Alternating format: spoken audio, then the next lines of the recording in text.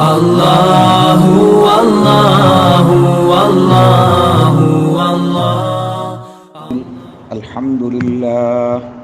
الحمد لله نحمده ونستعينه ونستغفره ونؤمن به ونتوكل عليه ونعوذ بالله من شرور أنفسنا ومن سيئات أعمالنا من يهده الله فلا مضل له ومن يضلل فلا هادي له ونشهد أن لا إله إلا الله وحده لا شريك له ونشهد أن سيدنا ونبينا ومولانا محمدا عبده ورسوله أرسله الله تعالى بالحق بشيرا ونذيرا وداعيا إلى الله بإذنه وسراجا منيرا أما بعد فإن أصدق الحديث كتاب الله وخير الهدي هدي محمد صلى الله عليه وسلم وشر الأمور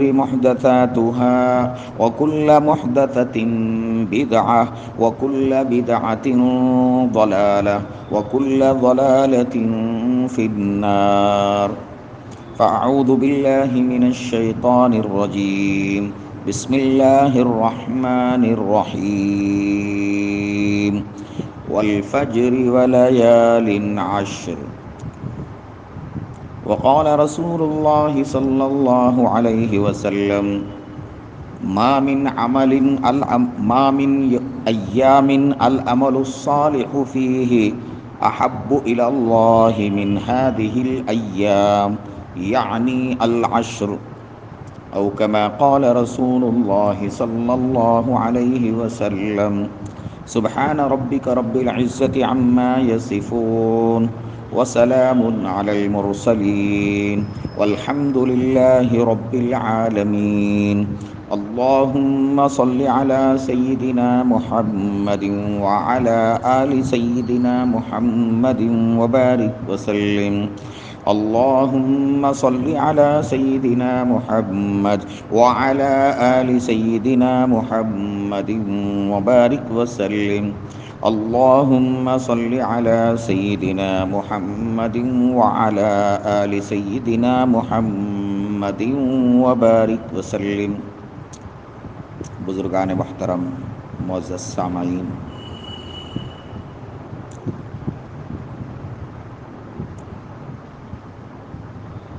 اس وقت جو مبارک لمحات گزر رہے ہیں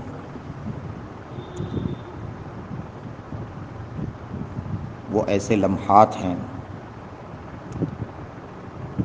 جو اللہ تبارک و تعالی کی نگاہ میں انتہائی محبوب اور پسندیدہ ہے. اسلام میں سب سے زیادہ باعظمت مہینہ رمضان المبارک کا ہے. رمضان المبارک کے پورے 30 دن برکتوں والے ہیں، اس کی راتیں بھی رحمتوں والی ہیں. اس کے بعد ذی الحج کا پہلا عشرہ یہ غیر معمولی اہمیت کا حامل ہے.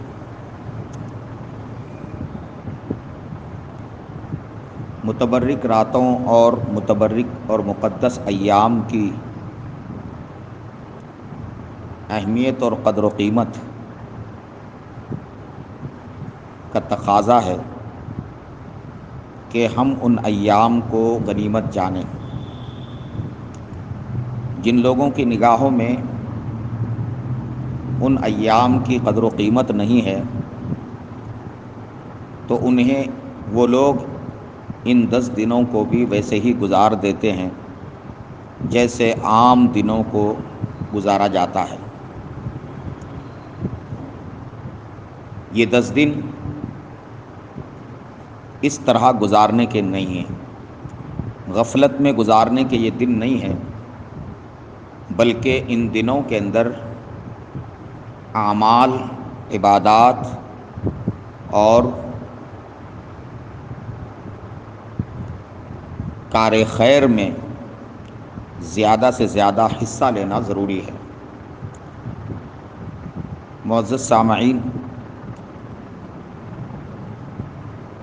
ان 10 دنوں کی عظمت اور ان کی فضیلت کا اندازہ اس بات سے لگایا جا سکتا ہے کہ قرآن مجید میں اللہ تبارک و تعالیٰ نے ذی الحج کے پہلے عشرے کی 10 راتوں کی قسم کھائی ہے۔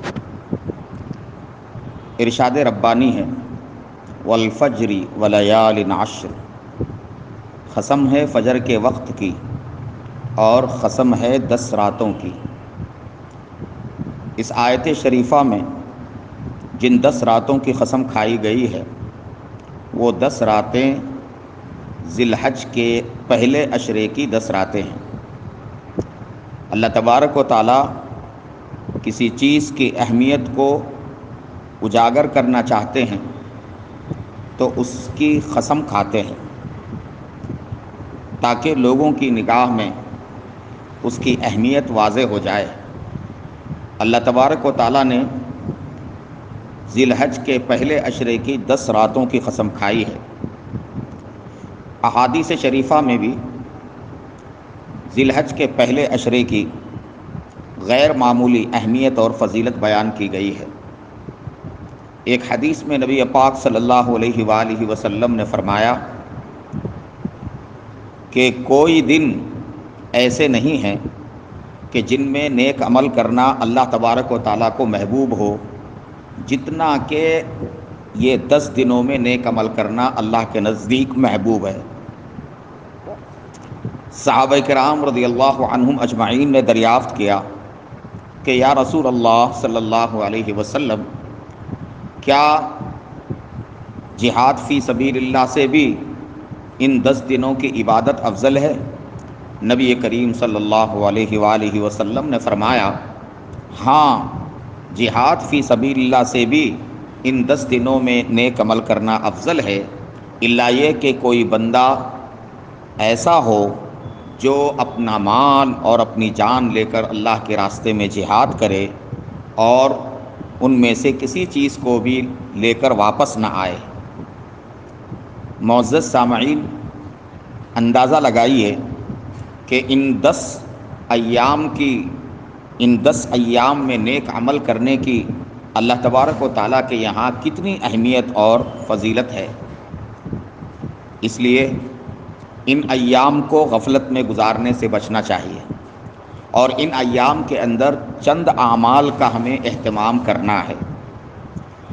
سب سے پہلے یہ ہے کہ ان ایام کے اندر اعمال اور عبادات کا ہم اہتمام کریں اور ان ایام کو غفلت میں گزارنے سے احتراز کریں۔ نیک اعمال انسان کے لیے سب سے بڑا سرمایہ اور سب سے بڑا ذخیرہ ہے، تو اس لیے ان اعمال کے اندر نیک اعمال کا اہتمام کرنا چاہیے۔ دوسری بات یہ کہ ان 10 دنوں کے اندر ہماری کوشش یہ ہونی چاہیے کہ ہم ان 10 دنوں میں عبادات میں کثرت کریں، نفل عبادات کے اندر کثرت سے اس کا اہتمام کریں کہ اللہ پاک کو ان دنوں میں عبادت کرنا، نیک عمل کرنا نہایت محبوب اور پسندیدہ ہے۔ تیسری بات یہ کہ ان 10 دنوں کے اندر روزے کا ہمیں اہتمام کرنا چاہیے۔ روزہ، حدیث شریف میں بعض احادیث میں یہ بات آئی ہے کہ ان 9 دنوں کے جو روزے ہیں ان میں سے ہر روزہ سال بھر کے روزے کے برابر قدر و قیمت رکھتا ہے، تو ان روزوں کا اہتمام ہر صورت میں کرنا چاہیے اور روزوں سے محرومی اپنے حق میں نہ اختیار کی جائے۔ گھر میں خود بھی روزوں کا اہتمام کریں اور اپنی اولاد کو، بچوں کو، خواتین کو بھی روزے کی تلقین کریں۔ نبی پاک صلی اللہ علیہ وآلہ وسلم نے خصوصیت کے ساتھ 9ویں ذی الحج کا جو روزہ ہے، جس کو ہم یوم عرفہ کہتے ہیں، 9ویں ذی الحج کے روزے کی اللہ کی نگاہ میں بہت زیادہ اہمیت ہے۔ نبی پاک صلی اللہ علیہ وسلم فرماتے ہیں کہ 9ویں ذی الحج کے روزے کے بارے میں مجھے اللہ تبارک و تعالیٰ سے امید ہے کہ اللہ پاک اس ایک دن کے روزے کی وجہ سے 1 سال پچھلے اور 1 سال اگلے گناہوں کو 1 سال کے اگلے گناہوں کو اللہ تبارک و تعالیٰ معاف فرما دیں گے اور ان کا کفارہ فرما دیں گے۔ 9 ذی الحج اللہ کے یہاں بڑی اہمیت رکھتا ہے، دعاؤں کی قبولیت کا دن ہے اور اللہ تبارک و تعالیٰ کی مغفرت حاصل کرنے کا وہ دن ہے، تو اس لیے اس کا ہمیں اہتمام کرنا چاہیے۔ جو لوگ قربانی دینے کا ارادہ رکھتے ہوں تو ان کے لیے مسنون یہ ہے کہ ذی الحج کی پہلی تاریخ سے لے کر 10 ذی الحج تک، یعنی قربانی کے دن تک، مسنون یہ ہے کہ وہ اپنے بال اور ناخن وغیرہ ترشوانے سے بچیں، اور یہ عمل مسنون ہے۔ اگر کسی کو شدید تقاضا ہو تو وہ بال منڈوا سکتا ہے، ناخن ترشوا سکتا ہے۔ معزز سامعین، ان 10 دنوں میں ہمارا لاہ عمل کچھ ایسا مرتب ہونا چاہیے کہ قرآن پاک کی تلاوت کا ہم اہتمام کریں۔ کوشش یہ ہو کہ کم از کم ان 10 دنوں میں ایک کلام اللہ ختم ہو جائے۔ اسی طرح سے ان 10 دنوں کے اندر ہمیں روزانہ ذکر کا اہتمام کرنا چاہیے۔ حدیث شریف میں اللہ کے نبی صلی اللہ علیہ وآلہ وسلم نے ان دنوں میں ذکر کی تلقین فرمائی ہے۔ نبی پاک صلی اللہ علیہ وسلم نے فرمایا کہ ان 10 دنوں کے اندر تسبیح، تحمید، تحلیل کی کثرت کرو، یعنی سبحان اللہ، الحمدللہ، ولا الہ الا اللہ، واللہ اکبر، یہ تیسرا کلمہ ہے جس کے اندر یہ تمام باتیں آ جاتی ہیں، تو اس کی جو ہے کثرت کرنی چاہیے، اپنے طور پر کثرت کرنی چاہیے۔ صبح شام کی جو تسبیحات ہیں ان کا اہتمام تو ہوتا ہی ہے، اس کے ساتھ ساتھ اور ذکر میں ہم اضافہ کریں اور تلاوت قرآن مجید میں ہم اضافہ کریں۔ نیز ان 10 دنوں کے اندر یہ بات بھی ہمارے ذہن میں ہو کہ مقدس اور مبارک دنوں میں جہاں نیک عمل کرنے کا ثواب زیادہ عطا کیا جاتا ہے، وہیں پر برائی اور گناہ کرنے کا وبال بھی زیادہ ہوتا ہے۔ اس لیے ہمیں اس کا لحاظ رکھنا چاہیے کہ ان دنوں میں ہم گناہوں کے راستے پر نہ پڑیں اور نفس کی خواہشات کے پیچھے نہ دوڑیں، کہ ان مقدس دنوں میں جو بندہ نافرمانی کرتا ہے وہ گویا اللہ تبارک و تعالیٰ کے ساتھ جرأت مندی کا معاملہ کر رہا ہے۔ یہ بڑی محرومی کی بات ہے۔ ان 10 دنوں میں ہم رجوع الی اللہ کا اہتمام کریں، توبہ کا اہتمام کریں، استغفار کا اہتمام کریں۔ ویسے بھی اس وقت کورونا کی جو وبا چل رہی ہے، اس وبا کا تقاضا ہے کہ ہم رجوع الی اللہ کریں، اپنے تمام گناہوں سے معافی طلب کریں اور آئندہ گناہ نہ کرنے کا پختہ ارادہ کریں، اور اللہ تبارک و تعالیٰ کو خوش کرنے والے جو اعمال ہیں ان کے اندر زیادہ سے زیادہ حصہ لیں۔ ان دنوں میں نہ صرف ہے کہ ذکر و تلاوت اور نفل عبادات کا ہم اہتمام کریں، بلکہ ان دنوں کے اندر اللہ کی راہ میں خرچ کرنے کا بھی ہمیں اہتمام کرنا چاہیے۔ راہ خداوندی میں مال خرچ کرنا یہ خرچ کرنا نہیں ہے، بلکہ اپنے مال کو اللہ کے خزانے میں محفوظ کرنا ہے۔ جو بندہ اپنا مال اللہ کے خزانے میں محفوظ کرتا ہے تو اللہ تبارک و تعالیٰ قیامت کے دن کئی گنا اضافے کے ساتھ اس کو لوٹا دیتے ہیں۔ قرآن مجید میں اللہ تعالیٰ نے صاف فرمایا من ذا الذی یقرض اللہ قرضا حسنا فیضاعفہ لہ اضعافا کثیرا، کون ہے جو اللہ تبارک و تعالیٰ کو قرض حسنا دے کہ اللہ پاک اس کو کئی گنا اضافہ کر کے لوٹا دے گا۔ معزز سامعین، جن بندوں کو اللہ پاک نے مالی وسعت عطا فرمائی ہے اور مال و دولت کی فراوانی عطا فرمائی ہے، ان بندوں کے لیے بہتر بات یہ ہے کہ وہ کیا کریں، اللہ کی راہ میں خصوصیت کے ساتھ انفاق کا اہتمام کریں۔ معزز سامعین، ان 10 دنوں کی سب سے بڑی جو عبادت ہے وہ قربانی ہے۔ قربانی ہر اس عاقل بالغ مسلمان پر فرض ہے کہ جو صاحب نصاب ہو، یعنی جس پر صدقہ فطر واجب ہوتا ہے، اس پر قربانی بھی واجب ہو جاتی ہے۔ معزز سامعین، آج قربانی کے سلسلے میں بعض حلقوں کی جانب سے عجیب طرح کی باتیں کہی جا رہی ہیں۔ کورونا کا سہارا لے کر بعض لوگ یہ مشورہ دے رہے ہیں کہ اس سال قربانی نہ کی جائے، بلکہ قربانی کے جانوروں کی جتنی رقم ہے وہ رقم غریبوں میں تقسیم کر دی جائے۔ معزز سامعین، یہ بات انتہائی نامعقول ہے اور دین کے مزاج سے ناواقفیت کی دلیل ہے۔ جہاں تک غریبوں کی مدد کا تعلق ہے، اسلام غربا اور فقراء کی مدد کی تلقین کرتا ہے، بلکہ بلا لحاظ مذہب و ملت، بلا تفریق مذہب و ملت، ہر انسان کی مدد کرنے کی اسلام تلقین کرتا ہے۔ لیکن اس کا یہ مطلب نہیں ہے کہ ہم اسلام کے ایک عظیم شاعر کو، جو اسلام کا ایک محتم بالشان شعار قربانی، اس کو ہم ترک کریں۔ ایسا کیوں نہیں کیا جا سکتا کہ قربانی میں بھی ہم جن حضرات پر قربانی واجب ہوتی ہے وہ حضرات قربانی بھی دیں اور غربا کی مدد میں بھی وہ حصہ لیں۔ یہ بات بالکل غلط ہے کہ غربا کی مدد کے لیے ہم قربانی جیسے فریضے سے غافل ہو جائیں۔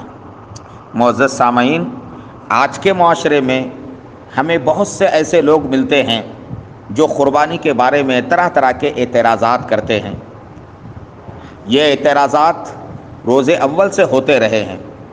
اسلام خدا تعالیٰ کا وہ دین برحق ہے کہ اللہ پاک نے اسلام کے ہر عمل کو ایسا پاکیزہ اور اس قدر معقول اور بندوں کے لیے اس قدر مفید بنایا ہے کہ کسی بھی اللہ تعالیٰ کی عبادت یا کسی بھی اسلامی فریضے پر انگشت نمائی نہیں کی جا سکتی۔ نیز یہ بات ہمارے ذہنوں میں ہونا چاہیے۔ بہت سارے لوگ ایسے ہیں جو یہ خیال کرتے ہیں کہ قربانی دینا تو بہت زیادہ دولت رکھنے والوں کا کام ہے، ہمارے اوپر قربانی نہیں ہے۔ معزز سامعین، ہمیں یہ جان لینا چاہیے کہ جس آدمی کے پاس 52.5 تولے چاندی کے بقدر پیسے اگر ہیں اور وہ اتنے پیسوں کا مالک ہے، تو ایسا آدمی جو ہے اس پر قربانی واجب ہو جاتی ہے، اس پر قربانی واجب ہو جاتی ہے۔ تو ایسی صورت میں یہ سمجھنا غلط ہے کہ قربانی کے لیے بہت زیادہ مال اور دولت کی ضرورت ہے۔ جس آدمی کو اپنی حالت علماء کرام کے سامنے رکھنا چاہیے، اپنی مالی حالت علماء کے سامنے رکھیں گے تو علماء ان کی مالی حالت کو جان کر بتائیں گے کہ ان پر قربانی واجب ہو رہی ہے یا نہیں ہو رہی ہے۔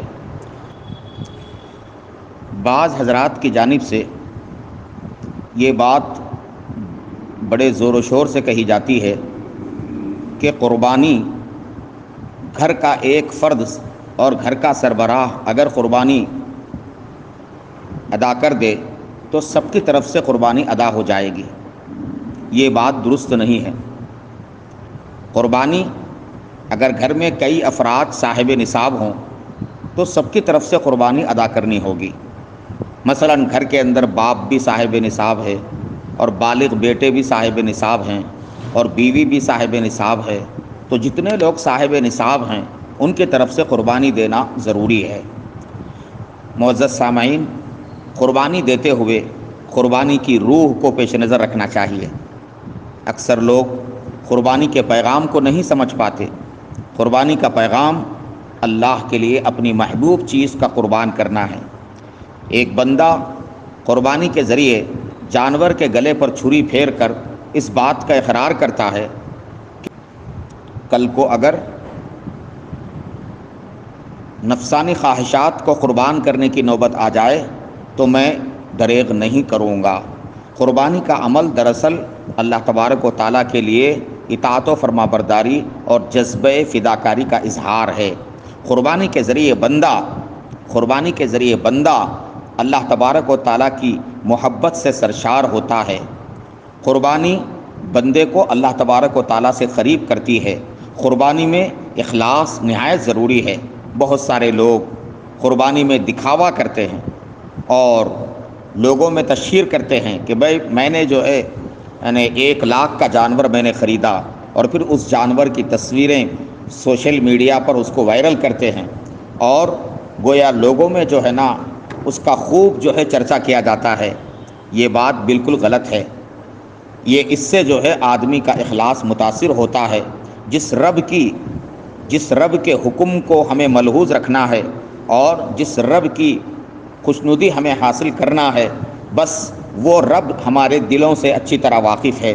تو ایک قربانی کرنے والے مسلمان کو اس کا بھرپور لحاظ رکھنا چاہیے۔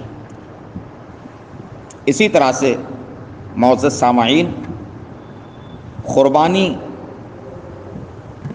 قربانی دینے والے عموماً دیکھا یہ جاتا ہے کہ قربانی کے دن قربانی دیتے ہوئے صفائی کا لحاظ نہیں کیا جاتا۔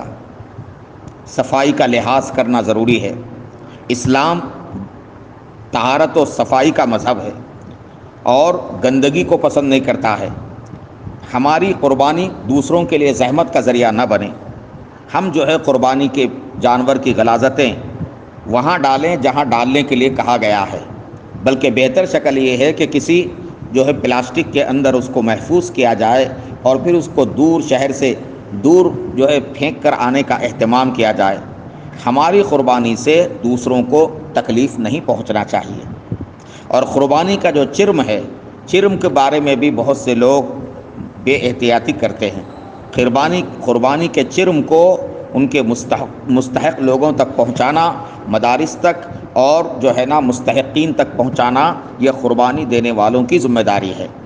اس کے لیے ہمیں انتظار نہیں کرنا چاہیے کہ مدارس کا کوئی بندہ ہمارے پاس پہنچے تب ہم ادا کریں گے۔ ہماری کوشش یہ ہونی چاہیے کہ ہم خود جو ہے مدارس یا ایسے اداروں کو پہنچ کر چمڑا ان کے حوالے کریں جو ادارے اس کو صحیح مصرف میں استعمال کرتے ہیں۔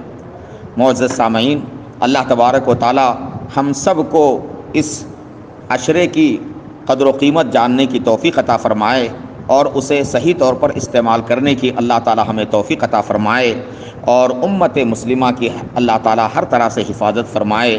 وآخر دعوانا ان الحمد للہ رب العالمین وصلی اللہ علی النبی الکریم۔ شكرا يا ربي شكرا